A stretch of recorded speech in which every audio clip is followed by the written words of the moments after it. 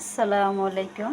আমি আজকে আপনাদের জন্য ঝটপট একটা রেসিপি দেখিয়ে দেব, যেটা যারা ডায়েট করতে চান তাদের জন্য এটা দেখা ভালো। আমি এখানে একটা বাড়ি নিয়ে নিতেছি, আর এখানে আমি শসা কেটে নিয়েছি। এখানে আমি শসা দিয়ে দিতেছি,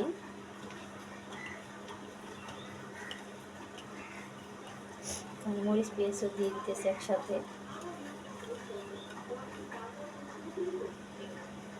এখানে আমি 1 কাপ পরিমাণ আটা দিয়ে দিতেছি।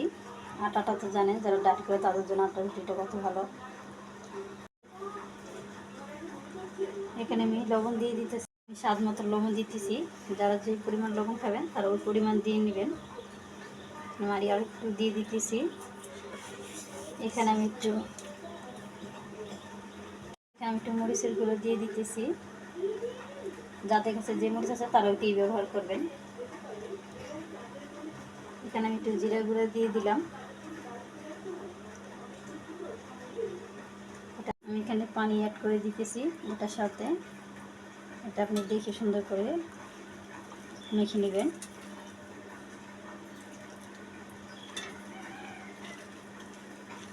সুন্দর করে ব্যাটারটা বানিয়ে দেখেন, আমার ব্যাটারটা সুন্দর হয়ে গেছে। এখন আমি এদিকে চুলা ধরাই দিতেছি। এখানে একটা চুলায় হাঁড়ি বসিয়ে দিছি। এখানে আমি তেল দিয়ে দিতেছি।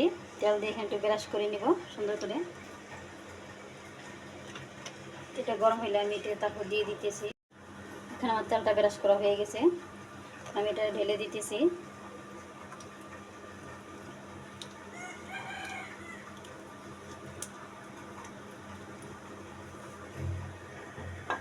আমি এটার উপর একটু হালকা করে কালো জিরা ছিটিয়ে দিতেছি। আর যাদের কাছে আপনার কাছে সাদা তিলটা আছে ওইটা একটু বাজিয়ে নেবেন, বাদলে একটা অন্যরকম গ্রান করে। এটা ভাজাটা দিলে আপনি এটা আমাদের সুন্দর করে দিয়ে দিবেন।